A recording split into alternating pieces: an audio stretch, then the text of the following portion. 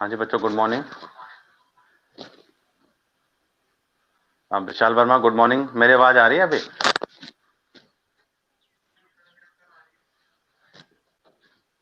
Okay okay, तब ठीक है, ठीक।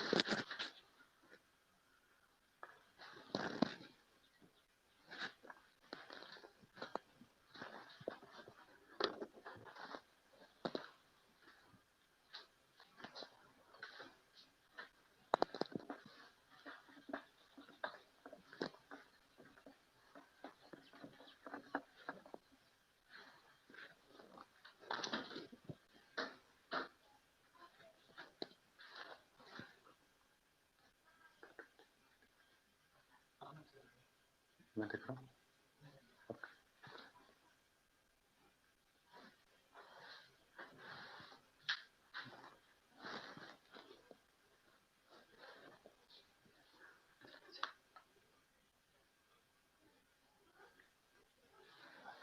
ओके, ठीक है बच्चे, हम लोग क्लास शुरू करते हैं। बच्चे आ जाएंगे खुद ही ऑनलाइन। ठीक है बच्चे, सुबह की क्लास जो हमारी होती है, हमारी वो क्लास होती है, मॉडर्न हिस्ट्री की क्लास होती है ये सुबह। ठीक है, हमेशा की तरह एक बैकग्राउंड के साथ फिर हम लोग अपने टॉपिक पे पहुंचेंगे। हमारी जो मॉडर्न हिस्ट्री पे दो तरीकों से चलती है। ठीक है, पहला तरीका पहला तरीका बोल रहे हैं, जब पहला जो एस्पेक्ट जो मॉडर्न हिस्ट्री में जो हमने पढ़ना होता है वो आता है हमारा British conquest of India. Britishers ने कैसे भारत पे कब्जा किया, ब्रिटिश कॉन्क्वेस्ट ऑफ इंडिया। जो सेकंड एस्पेक्ट रहता है हमारी मॉडर्न हिस्ट्री का, वो रहता है इंडियन फ्रीडम स्ट्रगल। ठीक है बच्चे, अब ब्रिटिश कॉन्क्वेस्ट ऑफ इंडिया की बात करें हम लोग, ये हमारा चलता है 1757 से और खत्म होता है 1758 में। ठीक है, और हमारा जो इंडियन फ्रीडम स्ट्रगल है, इसका जो पीरियड शुरू होता है वो 1857 से शुरू हुआ और 1947 तक चलता है। ठीक है, ये जो मैं ईयर बता रहा हूं, इनकी एक हिस्टोरिकल इंपॉर्टेंस है। ठीक है, इसके हिस्टोरिकल इंपॉर्टेंस क्या है कि 1757 में बैटल ऑफ प्लासी हुआ था और 1857 में फर्स्ट वार ऑफ इंडिपेंडेंस हुआ था और 1857 के बाद 1947 में हमारा देश आजाद हुआ था अंग्रेजों से। ठीक है, अब British conquest of India, Britishers ने भारत पे कब्जा किया। उनके सामने दो सबसे बड़े चैलेंज थे। एक चैलेंज जो था उनके सामने, वो था यूरोपियन पावर्स। एक चैलेंज था उनके सामने यूरोपियन पावर्स, और दूसरा चैलेंज जो उनके सामने था वो था Indian regional kingdoms. Indian regional kingdoms, ये उनके सामने बच्चे दूसरा चैलेंज था। ठीक है, अगर हम लोग यूरोपियन पावर्स की बात करें तो यूरोपियन पावर्स में उनके सामने सबसे पहले थे हमारे पास पुर्तगीज। फिर कौन आए? डच के साथ, डच आए। फिर आए हमारे पास ब्रिटिशर्स, जिनको इंग्लिश कहा गया। और इसके बाद मैं बात करूंगा फ्रेंच के साथ। ठीक है, इन सब के साथ उनकी लड़ाइयां हुई। और जब हम बात करते हैं हमारे रीजनल किंगडम्स की, तो रीजनल किंगडम्स में सबसे पहले जो चैलेंज किया ब्रिटिश एडमिनिस्ट्रेशन को, वो था हमारा बंगाल। ठीक है, बंगाल के बाद नंबर लगा किसका? मैसूर का। फिर नंबर लगा किसका? मराठास का। फिर नंबर लगा किसका? सिख किंगडम का। सिख किंगडम का नंबर लगा। लास्ट में 1857 में मुगल एम्परर का काम क्या किया? तमाम किया। ठीक है जी, तो कहने का मतलब क्या है जी, वन बाय वन हम लोग पुर्तगीज, डच, फ्रेंच ये हम लोग पढ़ चुके हैं।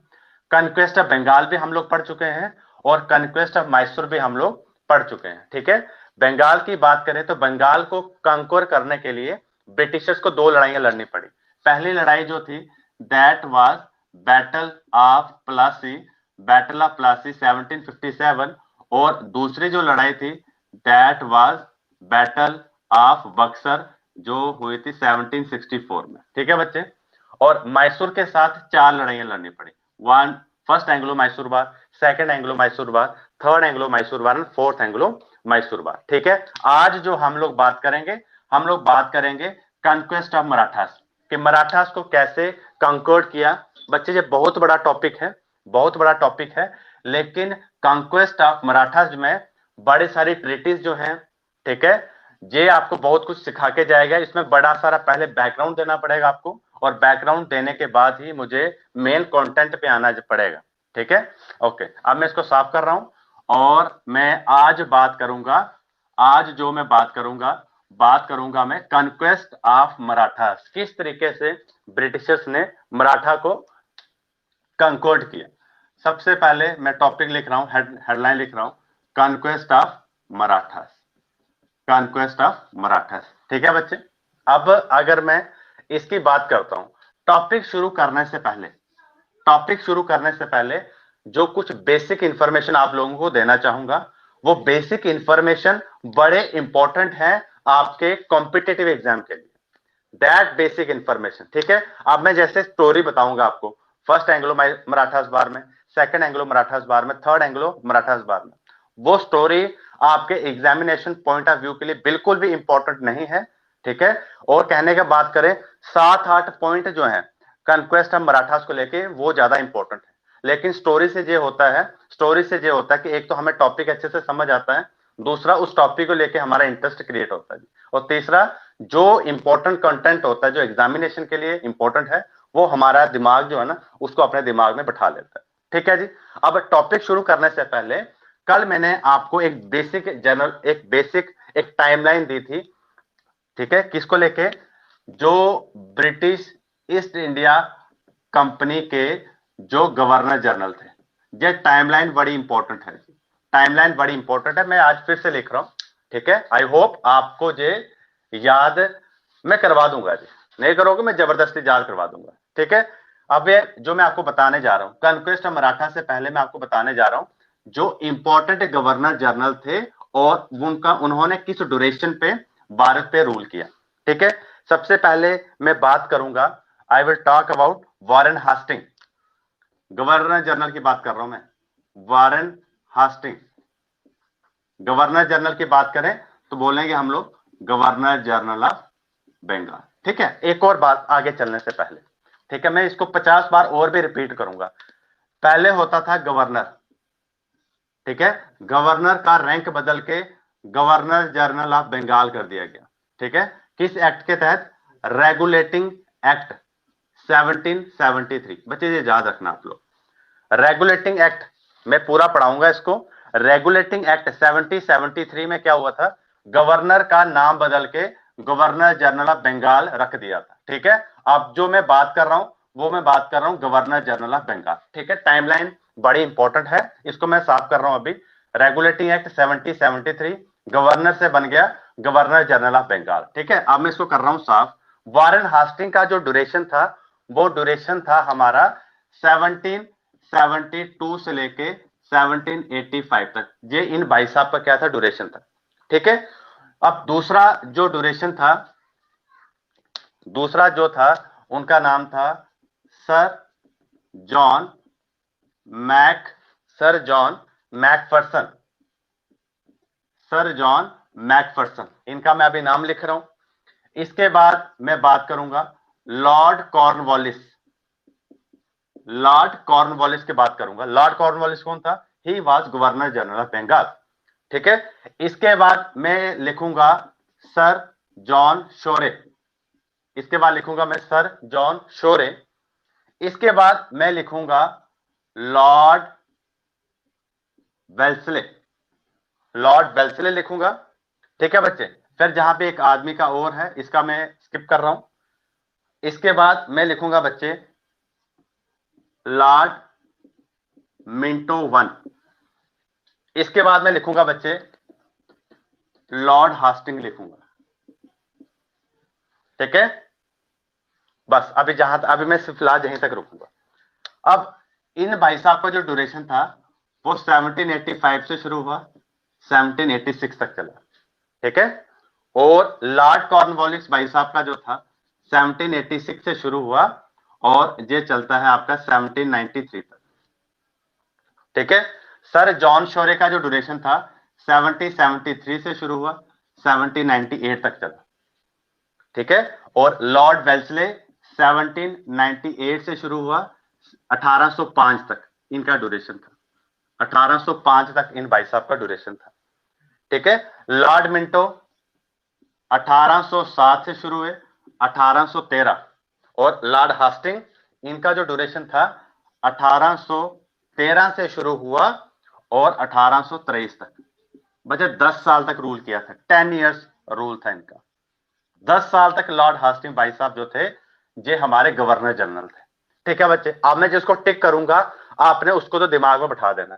वॉरेन हास्टिंग को आपने दिमाग में बैठा लेना, लॉर्ड कॉर्नवालिस को दिमाग में बैठा लेना, लॉर्ड वेल्सले को दिमाग में बैठा लेना, और लॉर्ड हास्टिंग को आपने दिमाग में बैठा लेना। लॉर्ड हास्टिंग को आपने दिमाग में बैठा लेना। ठीक है बच्चे, ठीक है। और वारेन हास्टिंग की क्या कंट्रीब्यूशन थी, लॉर्ड कॉर्नवालिस की क्या कंट्रीब्यूशन थी, लॉर्ड वेल्सले की क्या कंट्रीब्यूशन थी, लॉर्ड हास्टिंग की क्या कंट्रीब्यूशन थी, ये अलग क्लास में मैं आपको पढ़ाऊंगा। और जब मैं आपको वो क्लास पढ़ाऊंगा आपको इनका ड्यूरेशन बड़ी आसानी से याद हो जाएगा। ठीक है बच्चे। अच्छा, कल मैं आपसे एक बात और करना चाहूंगा। कल जब मैं पढ़ा रहा था तो कल मैंने आपको बोल दिया था कि सब्सिडरी अलायंस एक ट्रीटी हुआ करती थी। वो मैंने बाय मिस्टेक बोल दिया था कि सब्सिडरी अलायंस की जो ट्रीटी थी वो लॉर्ड कॉर्नवालिस ले आया था, लेकिन वो लॉर्ड कॉर्नवालिस नहीं, वो लॉर्ड वेल्सले था। लॉर्ड कॉर्नवालिस एक अलग पॉलिसी ले आया था, परमानेंट सेटलमेंट बिल। ठीक है, उसको करेक्ट कर लेना आप लोग कि लॉर्ड वेल्सले भाई साहब जो थे, लॉर्ड वेल्सले जिनका ड्यूरेशन था 1798 से शुरू हुआ 1805 तक चला। ठीक है, लॉर्ड वेल्सले भाई साहब 1798 में ये पॉलिसी लेके आए थे जिसको बोलते हैं पॉलिसी ऑफ सब्सिडरी अलायंस। और सबसे पहले ये जो ट्रीटी थी सब्सिडरी अलायंस की ट्रीटी, ये हैदराबाद स्टेट ने साइन की थी। ये बात याद रखना बच्चे। एक और पॉलिसी थी, पॉलिसी ऑफ प्रोटेक्टोरेट स्टेट। तो प्रोटेक्टोरेट स्टेट सबसे पहले साइन की थी नवाब ऑफ अवध ने इन ट्रीटी ऑफ इलाहाबाद। तो मैं आपको बोलना चाहूंगा कि प्रोटेक्टोरेट स्टेट की जो पॉलिसी थी उसका ही एडवांस वर्जन था जिसको बोला जाता है सब्सिडरी अलायंस। ठीक है बच्चे। अब क्लास शुरू होने से पहले मैंने आपको बोला ये टाइमलाइन बड़ी इंपॉर्टेंट है। टाइमलाइन इंपॉर्टेंट क्यों है, और ये टाइमलाइन इंपॉर्टेंट क्यों है, और हमारा जो टॉपिक है कन्क्वेस्ट ऑफ मराठा उसके साथ कैसे जुड़ी हुई है, मैं अभी उन बातों को जोड़ूंगा। ठीक है। अब हमेशा की तरह बच्चे मैंने आपको बोला है कि ब्रिटिशर्स ने कभी भी हमारे किंगडम्स को एक लड़ाई में नहीं जीता, उनको मल्टीपल फाइट्स करनी पड़ी। उनको मल्टीपल फाइट्स करनी पड़ी, तो मराठास के साथ उनको 3 लड़ाइयां लड़नी पड़ी, जिनको बोला जाता है, जिसको बोला जाता है, देखना जी, यहां पे मैं लिख रहा हूं, बोर्ड दिख रहा है बच्चे आपको, जिसको बोलेंगे फर्स्ट एंग्लो मराठास वार। फर्स्ट एंग्लो मराठास वार दिख रहा है बोर्ड? ओके। और इसका टाइमलाइन बच्चे मैं आपको बताता हूं जी। इसका टाइमलाइन जो है वो है 1775 से लेके 82। 1775 से 82।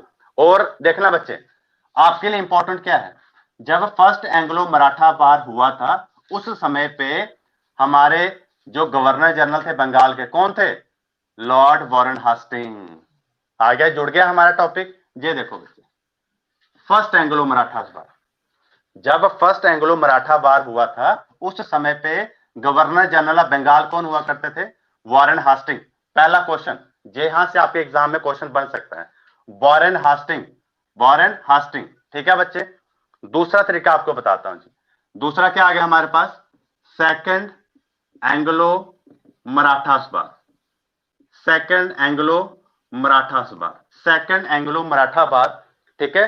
सेकंड एंग्लो मराठा वार का जो ड्यूरेशन था वो था हमारा 1803 से 1805। अब आप बताओ मुझे उस समय कौन थे गवर्नर जनरल ऑफ बंगाल? आपके सामने है, ये देखो जी, लॉर्ड वेल्सले भाई साहब, है ना। सेकंड एंग्लो मराठा वार 1803 से शुरू हुआ 1805, और उस समय पे गवर्नर जनरल ऑफ बंगाल कौन थे? Lord Wellesley. आई होप आपको पूरा बोर्ड दिख रहा होगा, साथ साथ में आप कॉपी में भी लिख रहे होंगे। और थर्ड जो एंग्लो मराठा वार हुआ था, थर्ड एंग्लो मराठास वार, थर्ड एंग्लो मराठास वार बच्चे, इसका जो ड्यूरेशन है वो है 1817 से 1818। ये इसका टाइम है। और आप फटाफट से मुझे बता दो कि सर इसमें कोई परेशानी नहीं।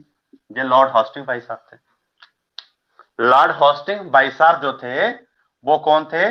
जब थर्ड एंग्लो मराठा वार हुआ उस समय पे गवर्नर जनरल ऑफ बंगाल हुआ करते थे, गवर्नर जनरल ऑफ बंगाल हुआ करते थे। आई होप आपको ये पॉइंट मेरा समझ आया होगा। अब मैं आपको ट्रिक देता हूं जी, छोटा सा ट्रिक देता हूं हिंदी में याद करने का, कि इसको बोलते हैं हंस, हंस बैल हंस। ठीक है, एक छोटा सा ट्रिक है, आप इसको जोड़ सकते हो। पहले हंस का मतलब हो गया वॉरेन हास्टिंग, हंस वॉरेन हास्टिंग। वेल का मतलब हो गया लॉर्ड वेल्सले, लॉर्ड वेल्सले। फिर थर्ड वाला जो हो गया वो हो गया आपका हस्टिंग, हस बैल हस्टिंग। फर्स्ट एंग्लो मराठा वार के समय पे जो गवर्नर जनरल ऑफ बंगाल हुआ करते थे वो थे हमारे वॉरेन हास्टिंग। और सेकंड एंग्लो मराठा वार के समय पे जो गवर्नर जनरल हुआ करते थे उनका नाम था लॉर्ड वेल्सले। और थर्ड एंग्लो मराठा वार के समय पे जो गवर्नर जनरल ऑफ बंगाल हुआ करते थे लॉर्ड हास्टिंग। ये बच्चे आपको बेसिक इंफॉर्मेशन दे रहा हूं, ये सबसे इंपॉर्टेंट पॉइंट्स हैं जो आपके एग्जाम के लिए इंपॉर्टेंट है। ठीक है बच्चे, कल जो मैंने आपको टॉपिक पढ़ाया था एंग्लो मैसूर वार में, फर्स्ट एंग्लो मैसूर वार, सेकंड एंग्लो मैसूर वार, थर्ड एंग्लो मैसूर वार, फोर्थ एंग्लो मैसूर वार। अब मैं बात करूंगा फोर्थ एंग्लो मैसूर वार की। और आप लोग मुझे पता, मुझे बता दोगे, आपको पता था फोर्थ एंग्लो मैसूर वार हुआ था आपका 1799 में। और आपसे कोई पूछे जब फोर्थ एंग्लो मैसूर वार हुआ था उस समय पे गवर्नर जनरल ऑफ बंगाल कौन हुआ करते थे, आप बड़ी सिंपली बता दोगे सर लॉर्ड वेल्सले। मुझे बिल्कुल भी, इसलिए टाइमलाइन बड़ी इंपॉर्टेंट है, टाइमलाइन बड़ी इंपॉर्टेंट है। आपके पास बिल्कुल अभी समय है एग्जाम की प्रेपरेशन के लिए, तो अपनी प्रेपरेशन को एक नया रूप दो, एक एडवांस वर्जन दो अपनी प्रेपरेशन को, ताकि आप एग्जाम में बड़ा कॉन्फिडेंटली फेस कर सको। ठीक है, और कोई नॉट ओनली, जो भी आप इन फ्यूचर जो भी एग्जाम देने वाले हो, ठीक है, तो ये, ठीक है, तो पढ़ने की हैबिट एक कॉम्प्रिहेंसिव तरीके से पढ़ना शुरू करो, तो वही आपको एक कंस्ट्रक्टिव रिजल्ट देता है। ठीक है, क्योंकि इन द एंड आपको, you have to get your name in merit list. Okay बच्चे, तो आपको मैंने पहला पॉइंट बता दिया जी, फर्स्ट एंग्लो मराठास बात। एंग्लो का मतलब ही जी हो गया, इसमें तो कोई डाउट है नहीं। एंग्लो का मतलब ब्रिटिशर्स और मराठास के बीच में जो युद्ध हुआ that is known as Anglo Maratha war. जब फर्स्ट एंग्लो मराठास वार हुआ 1775 से लेके 82 तक, उस समय पे Warren Hastings, and during the time of second Anglo-Marathas war Lord Wellesley, and during the time of third Anglo-Marathas war उस समय पे हुआ करते थे लॉर्ड हॉस्टिंग, उस समय पे हुआ करते थे लॉर्ड हॉस्टिंग। ठीक है बच्चे, ओके। अब मैं इसको करूंगा साफ। ठीक है, आई होप आपने इसको कॉपी पे लिखा होगा। ठीक है, अगर नहीं लिखा है तो एक दो मिनट में आपको दे रहा हूं, उसको फटाफट से कॉपी में लिख लो। ठीक है, अच्छा एक बात और, आप लिखते चलो साथ साथ में। ये जो पॉलिसी ऑफ सब्सिडरी अलायंस थी, ये पॉलिसी लाए थे लॉर्ड वेल्सले। और सबसे पहले ये पॉलिसी इंप्लीमेंट हुई थी निजाम ऑफ हैदराबाद। तो Nizam of Hyderabad was the first Indian regional kingdom who signed this treaty of subsidiary alliance. ठीक है, आई होप आपने जो लिख दिया होगा। कल मैंने बाई मिस्टेक बोल दिया था लॉर्ड कॉर्नवालिस। तो Lord Cornwallis permanent settlement bill, Lord Cornwallis is famous for permanent settlement bill. ठीक है, ओके, आई होप आपने लिख दिया होगा। कर दूं साफ इसको?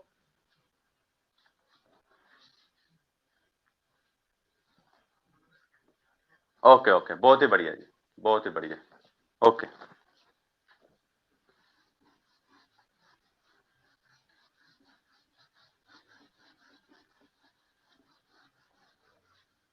अब देखना बच्चे, अब मैं बात करूंगा एंग्लो मराठास बार को लेकर, बात करूंगा एंग्लो मराठास बार। अब देखना बच्चे, मराठास बार को पढ़ने से पहले कुछ बेसिक इंफॉर्मेशन आपको पता होना चाहिए कि 1632 के बाद ना, 1632 के बाद बात कर रहा हूं पहले मैं। ठीक है, बड़े सारे छोटे छोटे किंगडम हुआ करते थे मराठास के अंदर ही। ठीक है, अगर मैं बात करूं, एक आपको मैं एक इंडिया का अगर हम लोग मैप बनाएं, आप लोगों को पता है ये जो स्टेट हुआ करता था, ये स्टेट हुआ करता था आपका कर्नाटक, ये आपका आ गया मैसूर, और मैसूर के बिल्कुल नॉर्थ में हमारे पास हुआ करते थे मराठास। ठीक है बच्चे, अब मराठास के अंदर भी ना छोटे छोटे ग्रुप हुआ करते थे, छोटे छोटे मराठास चीफ हुआ करते थे। ठीक है, जैसे कुछ का बात करें हम लोग, जैसे हमारे पास होते थे जे भोंसले, है ना, गायकवाड़, गायकवाड़, देशमुख, देशपांडे, फिर हमारे पास आ गया जे सिंधिया, ठीक है। फिर हमारे पास आ गया जे शिंदे, ठीक है। और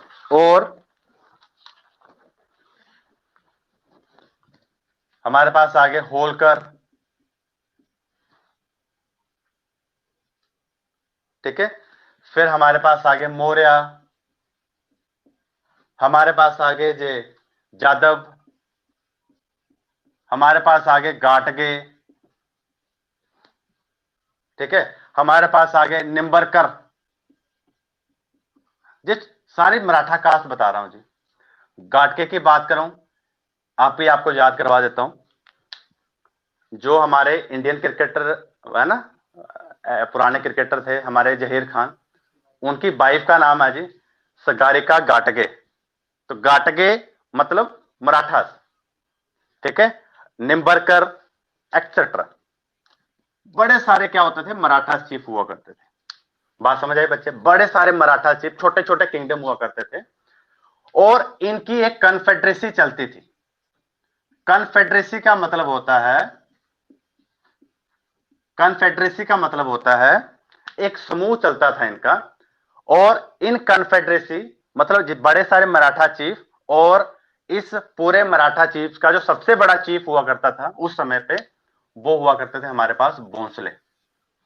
वो कौन हुआ करते थे? भोंसले हुआ करते थे। तो भोंसले जो है इसे मराठा कास्ट, जैसे आशा भोंसले, ठीक है, मराठन है जी वो। तो क्या है, आशा भोंसले मरा तो इस कन्फेडरेसी को लीड कर रहे थे कौन? भोंसले क्लैन, बोलेंगे क्लैन बोलेंगे इसको।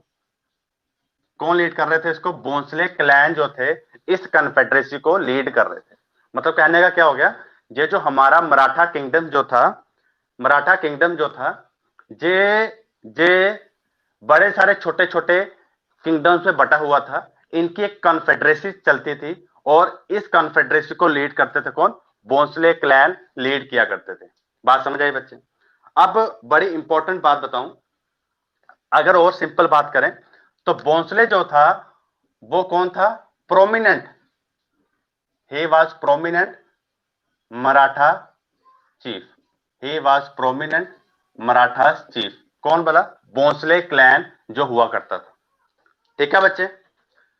अब एक बात और मैं आपको बोलूंगा, आई होप आप इसको फटाफट से कॉपी पे लिख लो, कॉपी पे लिख लो, ताकि मैं अगले कंसेप्ट पे जाऊं, एक कदम और आगे जाऊं अपनी अपने टीचिंग में।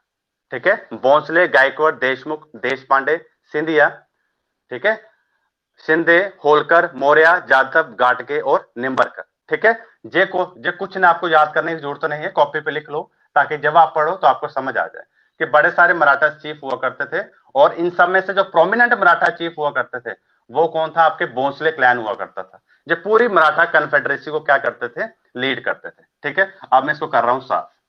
अब देखना बच्चे, अब मैं क्या बता रहा हूं आपको, मराठा किंगडम्स जो था 1632 में बनना शुरू हुआ था, लेकिन सही मायने में एग्जिस्टेंस में कब आया?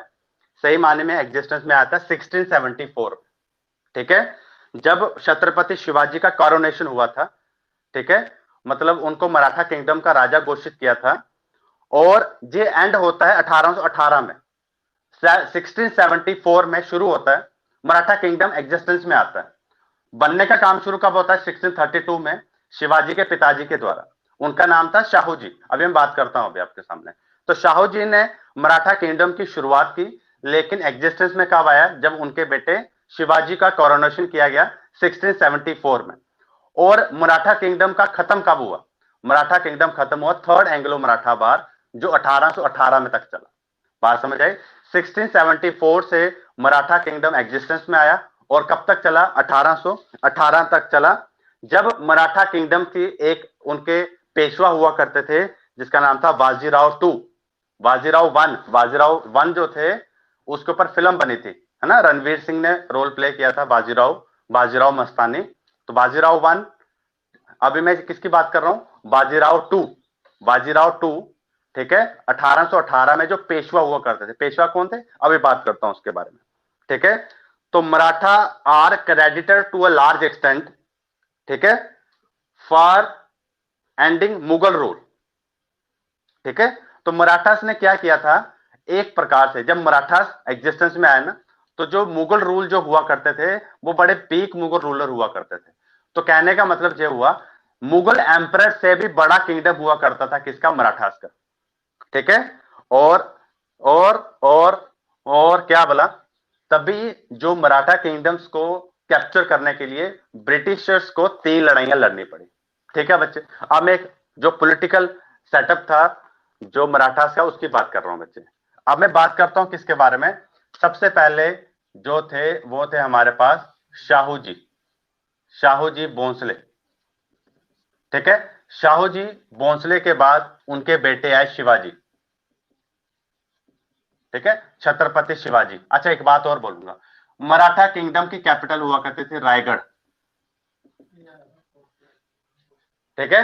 मराठा किंगडम्स की जो कैपिटल थी दैट वाज रायगढ़, ठीक है। और मैसूर स्टेट की कैपिटल थी श्रीरंगपट्टनम, और कर्नाटक की कैपिटल थी आरकोट। ये बच्चे याद रखना आप लोग, मराठा किंगडम्स की कैपिटल क्या थी, रायगढ़। और रायगढ़ फोर्ट पे फोर्ट हुआ करता था, बड़ा प्रोमिनेंट फोर्ट हुआ करता था छत्रपति शिवाजी महाराज का। तो ये बड़ा इंपॉर्टेंट क्वेश्चन है जी, मराठा किंगडम, ठीक है। तो मराठा किंगडम की कैपिटल क्या आ गई बच्चे, रायगढ़। रायगढ़ याद रखना बच्चे, रायगढ़, गढ़ गढ़ गढ़ जो भी होगा ना तो समझ लेना ये मराठास के साथ जुड़ा हुआ जी, ठीक है।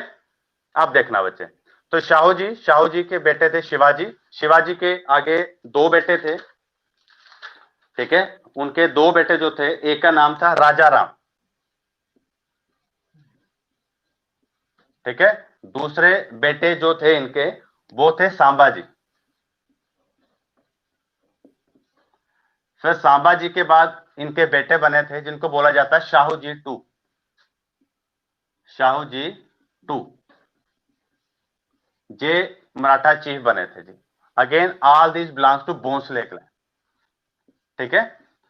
अब शिवाजी के समय पे, अच्छा फटाफट से आप इसको कॉपी पे लिख लो ताकि मैं एक कदम और आगे चलूं, भोंसले क्लैन। आप देखो जी, लिख दिया होगा आप लोगों ने, ठीक है। अब मैं इसको करूंगा साफ।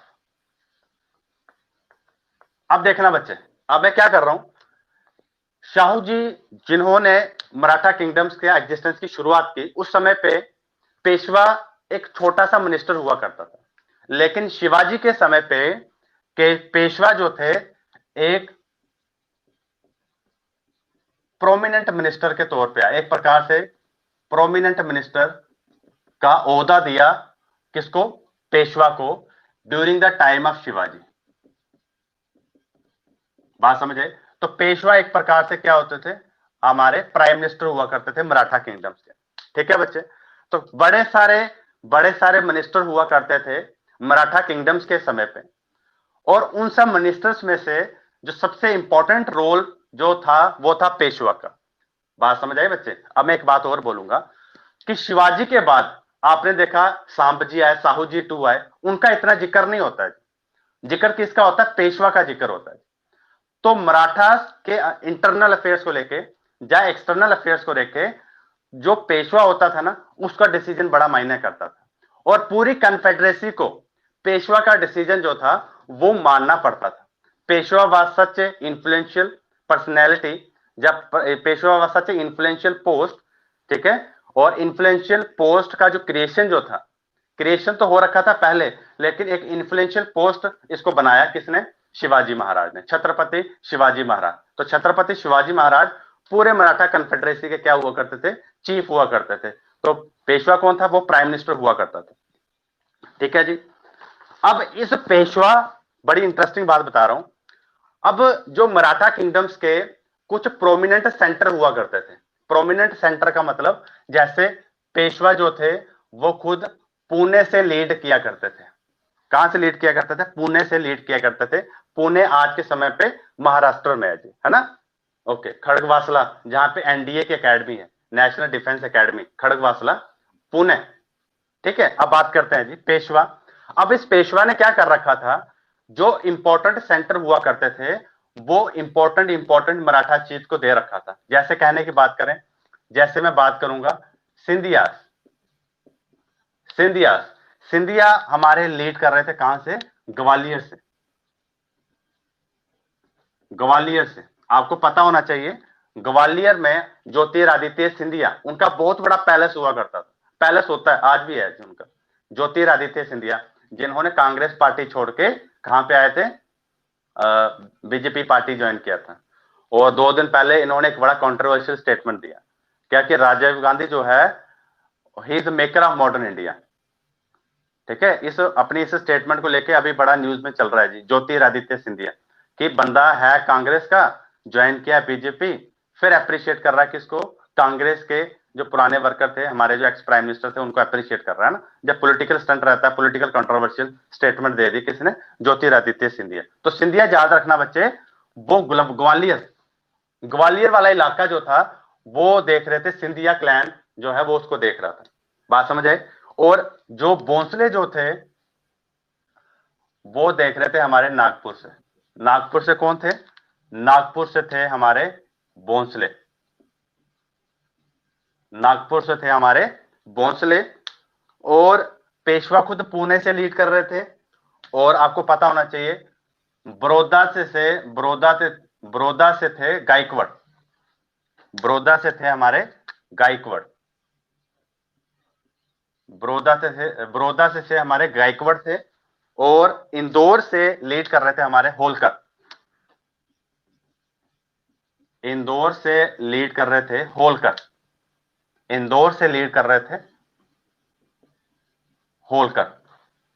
ठीक है बच्चे, ये इंपॉर्टेंट सेंटर हुआ करते थे मराठास के समय पे, जिसको अलग अलग जो मराठा क्लैन जो था वो लीड कर रहा था। इंदौर से लीड कर रहे थे होलकर, और बड़ौदा से लीड कर रहे थे गायकवाड़। बड़ौदा समय आपको आज के समय में गुजरात में है जी। नागपुर है ना, विच इज फेमस फॉर, किसके लिए फेमस है जी? ऑरेंज के लिए, संतरों के लिए फेमस है जी नागपुर, नागपुरी संतरा बड़ा फेमस है जी। ग्वालियर फेमस है, ग्वालियर फोर्ट जो पैलेस है जी, जो ज्योतिरादित्य सिंधिया का जो पैलेस है वो बड़ा फेमस है जी।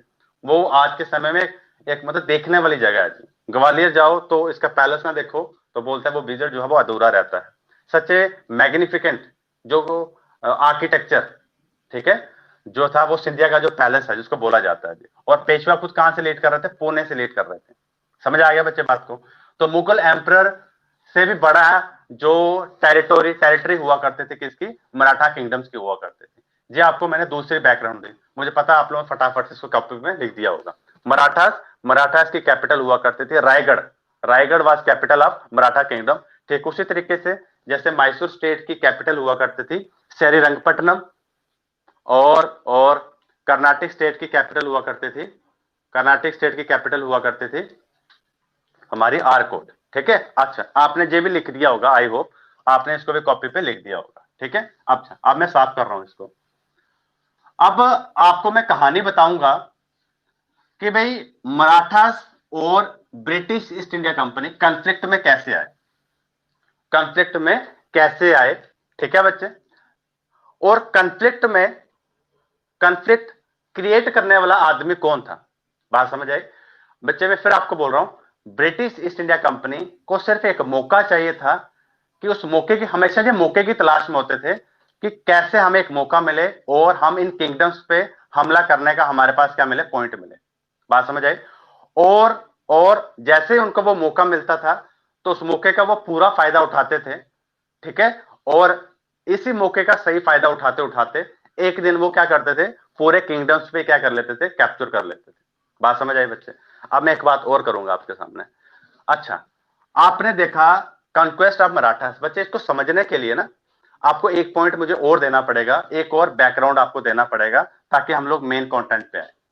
अभी आपको पता है, अभी थोड़ी देर पहले मैंने लिखाया आपको, जो हमारा फर्स्ट एंग्लो मराठास वार जो हुआ, फर्स्ट एंग्लो मराठा वार जो हुआ, फर्स्ट एंग्लो मराठा वार, इसका जो टाइमलाइन है आपको मैंने बताया 1775 से 1782 तक आपको मैंने बताया। ठीक है बच्चे, और 1782 पे इस समय पे गवर्नर जनरल हुआ करते थे लॉर्ड वारेन हास्टिंग। बड़े अच्छे से आपने मुझे बताया क्यों वारेन हास्टिंग भाई साहब का जो ड्यूरेशन था वो 1772 से शुरू हुआ 1785 तक चला। ठीक है, आपको बड़ी आसानी से याद हो जाएगा। लॉर्ड वॉरेन हास्टिंग, इनका जो ड्यूरेशन था 1772 से शुरू हुआ 1785, अभी मैंने आपको थोड़ी देर पहले लिखवाया। ठीक है बच्चे, अब फर्स्ट एंग्लो मराठास वार आपको मैंने टाइमलाइन लिखवा दिया है। ठीक है बच्चे, अच्छा आपको बताना क्या है कि 1775 से पहले एक एक्ट आया था, रेगुलेटिंग एक्ट।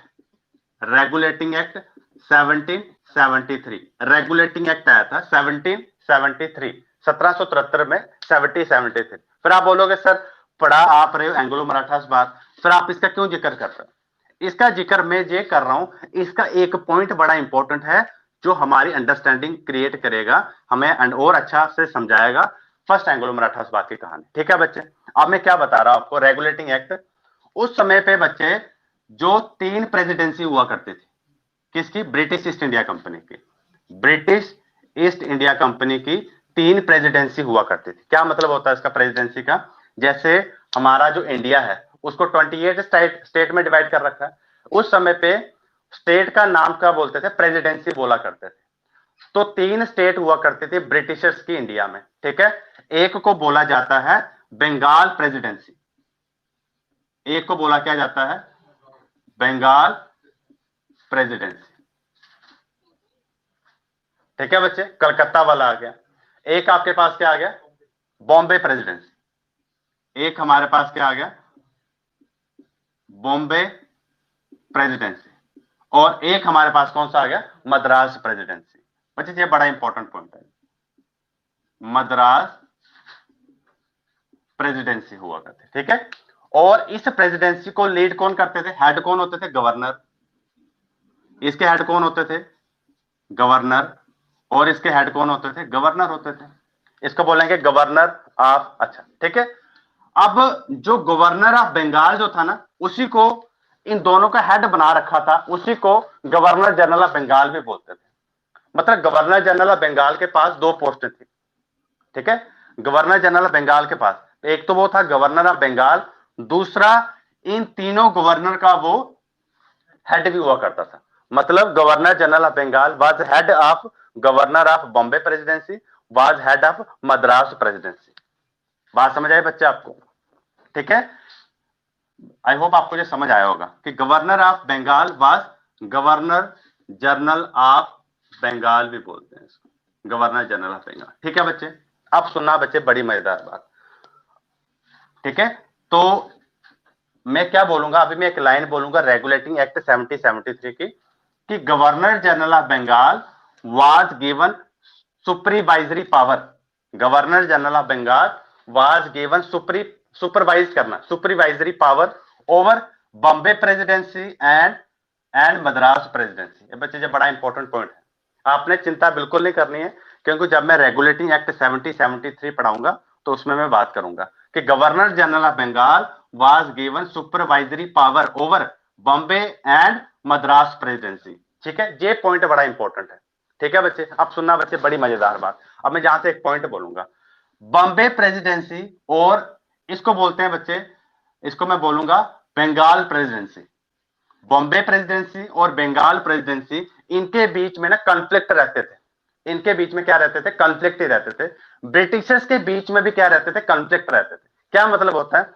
अगर बॉम्बे प्रेसिडेंसी का जो गवर्नर अगर कोई ट्रीटी साइन करते, अगर कलकत्ता वालों को, कलकत्ता बोल माने तो बंगाल, अगर उनको जो ट्रीटी पसंद नहीं आती थी ना, तो वो ऑर्डर पास करते थे कि भाई योर ट्रीटी इज रॉन्ग, हम लोग खुद ट्रीटी साइन करेंगे और हमारी साइन की हुई ट्रीटी आपको एक्सेप्ट करनी पड़ेगी। ये पॉइंट मैं फिर रिपीट कर रहा हूं कि बॉम्बे प्रेसिडेंसी और कलकत्ता, कलकत्ता माने तो बंगाल प्रेसिडेंसी, ये they were always in conflict with each other. Conflict की बात बोले मतलब अगर ये कोई ट्रीटी साइन करते थे, अगर इनको पसंद नहीं आती थी बंगाल वालों को, तो ये क्या करते थे? उनकी ट्रीटी को नकारा साबित कर लेते थे कि आपकी ट्रीटी जो है वो वैलिड ट्रीटी नहीं है, उसमें बड़ी सारी कमियां हैं, हम लोग जो ट्रीटी साइन करेंगे वो आपको माननी पड़ेगी। ये बैकग्राउंड और अपने दिमाग में क्लियर कर लेना। अब मैं मेन कंटेंट पे आता हूं जो हमारे लिए इंपॉर्टेंट है। ठीक है, रेगुलेटिंग एक्ट 1773 जब फर्स्ट एंग्लो मराठा वार से पहले साइन हो चुका था। ठीक है बच्चे, अब मैं इसको करूंगा साफ, अब मैं इसको क्या करूंगा? साफ करूंगा। अब मुझे आपको थोड़ा पेशवास के बारे में बताना पड़ेगा। ठीक है। और पेशवा के बारे में जब आपको मैं बताना शुरू करूंगा वहीं से आपको समझ आ जाएगा what was the cause of first Anglo Maratha war. ठीक है बच्चे, अब मैं बात करता हूं किसके बारे में, हमारे जो पहले पेशवा जो थे, again very important question, Balaji Vishwanath. Balaji Vishwanath was first Peshwa, Balaji Vishwanath was first Peshwa. ठीक है, इनका जो ड्यूरेशन था वो याद रख लेना आप लोग, 1713 से 1720 इनका ड्यूरेशन हुआ करता था। ठीक है बच्चे, बालाजी विश्वनाथ के बाद इनके बेटे बनते हैं बाजीराव वन, बाजीराव वन। ठीक है बच्चे, बाजीराव वन कौन, वही रणवीर सिंह। इनका जो ड्यूरेशन जो था वो था 1720 से लेके 1740 तक इनका ड्यूरेशन था। ठीक है बच्चे, अब बाजीराव वन के दो बेटे थे। ठीक है, एक का नाम था रघुनाथ राव। ठीक है, दूसरे उनके बेटे थे बालाजी बाजीराव, जिनको नाना साहेब के नाम से भी कहा। एक और नाना साहेब आएंगे, वो बाद में आएंगे। ठीक है बच्चे, पहले मैं आपको टाइमलाइन देता हूं, उसके बाद बात करता हूं। बालाजी बाजीराव के आगे बेटे थे। ठीक है, एक का नाम था नारायण देव राव, इनका बेटा था माधव राव, माधव राव, और दूसरे थे नारायण देव राव। पूरी कहानी समझाऊंगा बच्चे आपको, नारायण देव राव। ठीक है बच्चे, और नारायण देव राय के बेटे थे, इसको बोलते हैं सवाई सवा माधव राव, जहां इसी को माधव राव टू भी कहा जाता है, माधव राव टू भी कहा जाता है। ठीक है बच्चे, अब मैं आपको एक और टाइमलाइन समझा रहा हूं। रघुनाथ राव के बेटे थे, ये नाम लिखे, जो बाजीराव वन था ना, ये आ गया आपका बाजीराव टू, ये आ गया आपके पास बाजीराव टू। ठीक है, इसके बाद ये आ गए बच्चे वो नाना साहिब, नाना साहिब जिसकी पेंशन बंद कर दी गई थी, पेशवा नाना साहिब 1818 में। ठीक है, तो बाजीराव टू 1818 के समय पे लास्ट पेशवा हुआ करते थे। ठीक है, जिन्होंने ब्रिटिश एडमिनिस्ट्रेशन को चैलेंज किया। फिर नाना साहिब की पेंशन जो 1857 के विद्रोह में इन्होंने पार्टिसिपेट कर दिया था, वो बाद में बात करता हूं बच्चे। आपको मैंने ये कहानी बता दी बच्चे आपको। ठीक है बच्चे, ये मैंने आपको पेशवास के बारे में जानकारी दी, इसको फटाफट से अपने कॉपी में लिख दो आप लोग। ठीक है, कहानी के बारे में आपको बड़ी सारे पॉइंट्स आपको मैंने बताने हैं। अब देखो, बाजीराव वन रणवीर सिंह, और बाजीराव वन के समय पे ना मैक्सिमम टेरिटोरियल एक्सपेंशन हुआ था किसका, मराठा किंगडम्स का।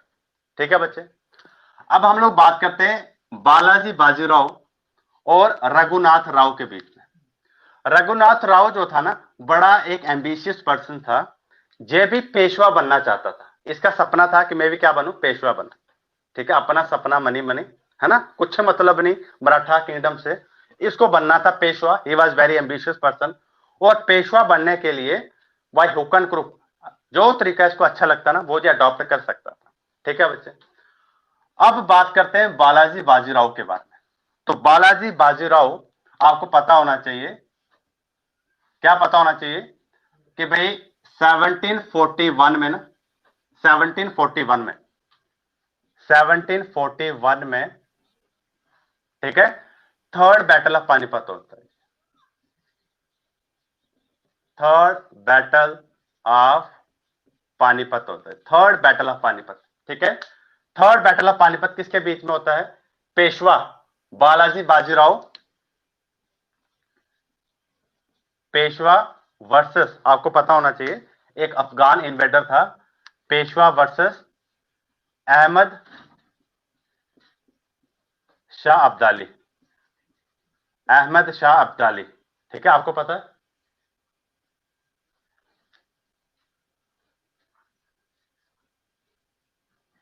Okay 1761, 1761 third battle of Panipat होता है जी।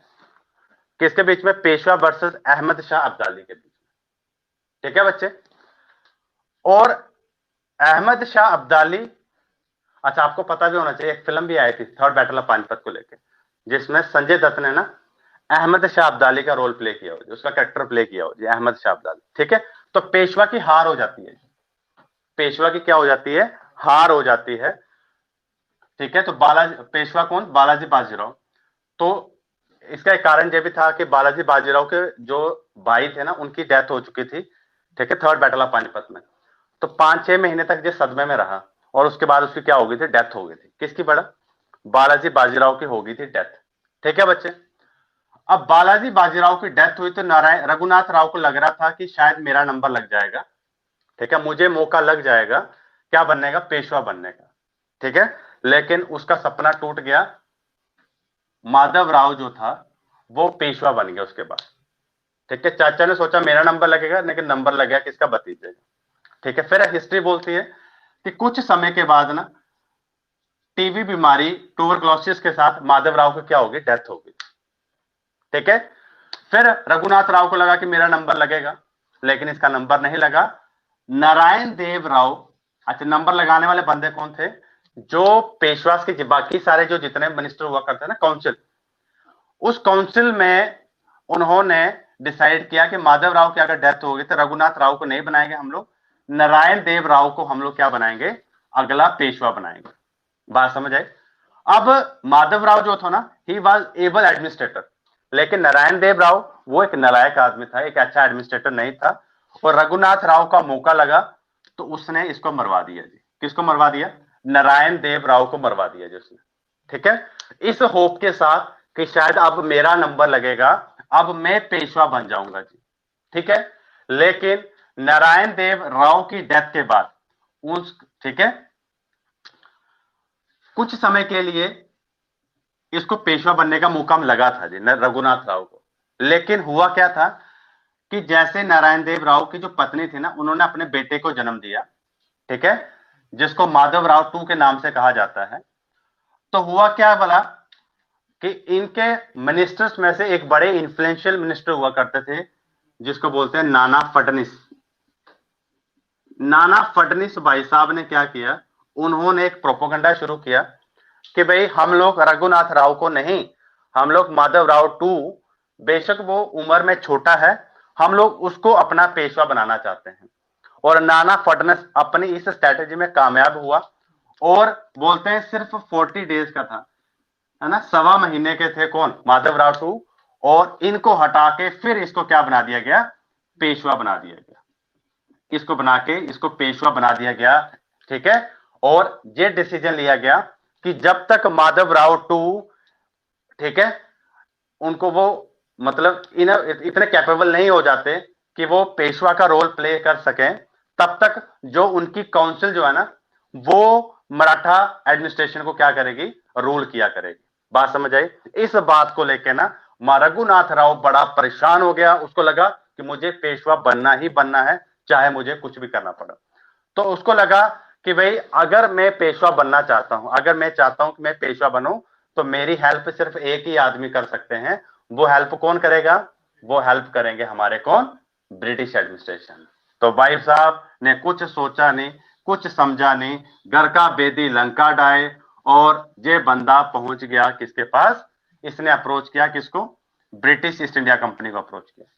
ठीक है, और ब्रिटिश ईस्ट इंडिया कंपनी तो चाहती ही यही थी कि कोई मौका मिले हम लोगों को।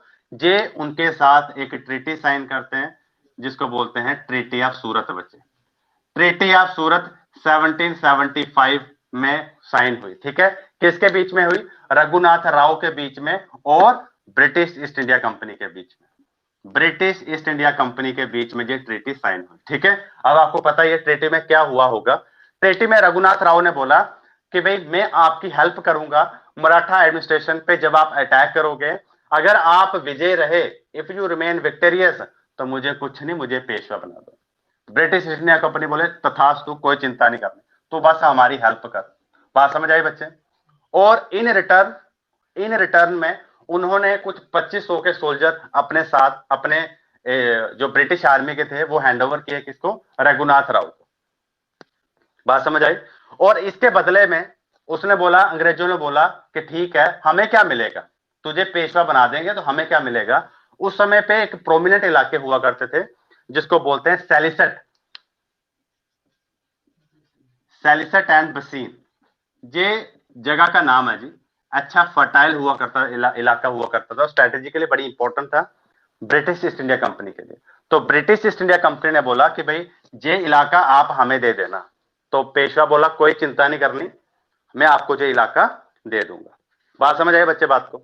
अब प्रॉब्लम ये हुई ब्रिटिश ईस्ट इंडिया कंपनी की कौन सी काउंसिल, जे ट्रीटी साइन की थी बॉम्बे काउंसिल ने, बॉम्बे प्रेसिडेंसी ने ये ट्रीटी साइन की थी, ट्रीटी ऑफ सूरत। ठीक है बच्चे। और जो कलकत्ता काउंसिल थे ना, कलकत्ता काउंसिल ने, मैंने आपको बोला ना कॉन्फ्लिक्ट में रहते थे ये लोग, कलकत्ता काउंसिल ने इसको क्या कर दिया, रिजेक्ट कर दिया। क्या कर दिया, इसको रिजेक्ट कर दिया। उसने क्या बोला, उसने ये बोला कि रघुनाथ राव वहां का पेशवा तो है ही नहीं, वो एक आम आदमी है, उसके साथ क्यों ट्रीटी करनी है।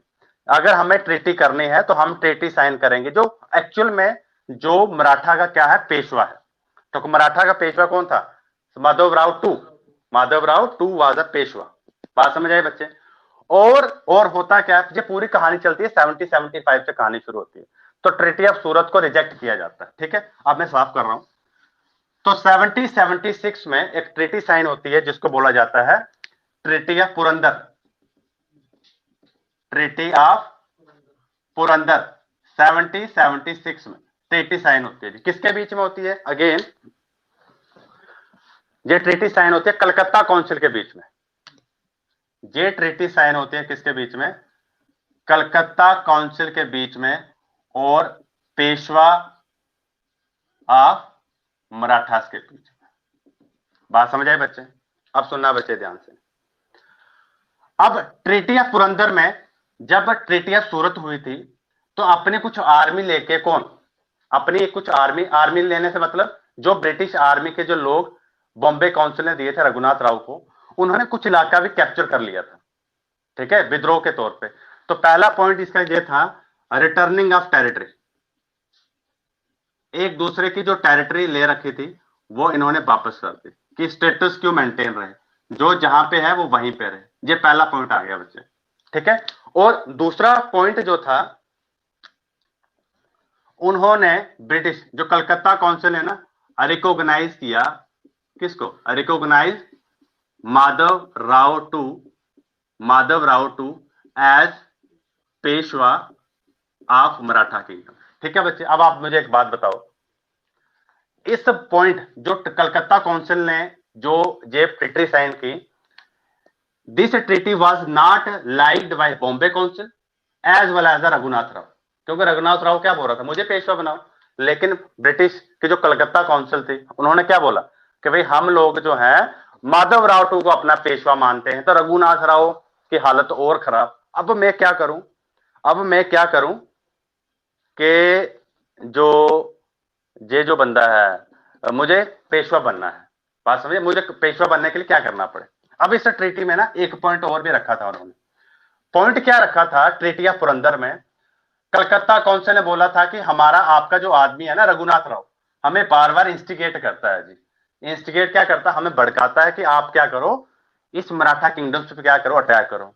तो ट्रीटी ऑफ पुरंदर में एक पॉइंट ये भी रखा गया था, उन्होंने बोला कि अगर रघुनाथ राव अपनी आर्मी को डिसबैंड करता है, अपनी लॉयल्टी मराठा किंगडम्स को लेकर प्रॉमिस करता है, तो हम इसको क्या करेंगे, रेगुलर पेंशन दे देंगे। हम इसको क्या कर देंगे, रेगुलर पेंशन इसको हम लोग दे देंगे। बात समझ आई बच्चे। अब क्या होता है कि this treaty was not liked by the Bombay council as well as the Bombay council. ठीक है, क्योंकि ये ट्रीटी साइन की थी कलकत्ता काउंसिल। बात समझ आई। अब सुनना बच्चे ध्यान से। सो क्या होता है, बॉम्बे काउंसिल और कलकत्ता काउंसिल के बीच में जो रिफ्ट है, रिफ्ट का मतलब जो कॉन्फ्लिक्ट, मतभेद जो थे ना, वो अब क्या है, बढ़ते जाते हैं। अब रघुनाथ राव ना बार बार क्या करता है, बॉम्बे काउंसिल के लोगों को, जब ब्रिटिश ऑफिसर्स को क्या करता है, इंस्टिगेट करता है किसी ना किसी तरीके से ये जो ब्रिटिश ईस्ट इंडिया कंपनी है ये मराठा किंगडम्स पे क्या कर दे, ये अटैक कर दे। बात समझ आई बच्चे? अब क्या होता है जी, उसका इंस्टिगेशन एक दिन कामयाब रहा और ब्रिटिश आर्मी जो है ग्वालियर, ब्रिटिश आर्मी जो है ग्वालियर पे क्या करती है, अटैक करती है। तो ग्वालियर पे अभी मैंने आपको बताया एक क्या था, सिंधिया रूल किया करते थे। अब ऐसा क्यों हुआ होगा? ऐसा इसलिए हुआ कि जो फिर से बड़े सारे पॉइंट्स है बच्चे। फिर से जो पेशवा था ना, पेशवा नहीं बोलेंगे, रघुनाथ राव ने पहले से एक ट्रीटी साइन कर ली थी, फिर बॉम्बे काउंसिल के साथ ट्रीटी साइन की थी उसने। बॉम्बे काउंसिल के साथ उसने एक ट्रीटी साइन की थी जिसको बोलते हैं treaty of Badgaon. Treaty of Badgaon again किसके बीच में हुई थी? ये ट्रीटी हुई थी रघुनाथ राव के बीच में और किसके बीच में, ये आ गया बॉम्बे काउंसिल के बीच में। बॉम्बे काउंसिल के बीच में ये ट्रीटी साइन हुई थी, ठीक है। और इस ट्रीटी के तहत बॉम्बे काउंसिल ने अपने ब्रिटिशर ऑफिसर को भेजा और अटैक कर दिया किसके ऊपर, ग्वालियर के ऊपर अटैक कर दिया था, ठीक है। और ग्वालियर, और इस अटैक में मराठा किंगडम्स के काफी सारे टेरिटरी जो थे ना, जो British east India company under the rule of Bombay council वो उसको क्या कर रही थी, रूल कर रही थी। बात समझ आई? और हुआ क्या था, काफी मारपीट हुई और ये प्रोसेस चलता रहता है। और 1782 में एक ट्रीटी साइन होती है। This treaty is very important, जिसको बोला जाता है ट्रीटी ऑफ सालवाई। ट्रीटी ऑफ सालवाई होती है जी, ठीक है।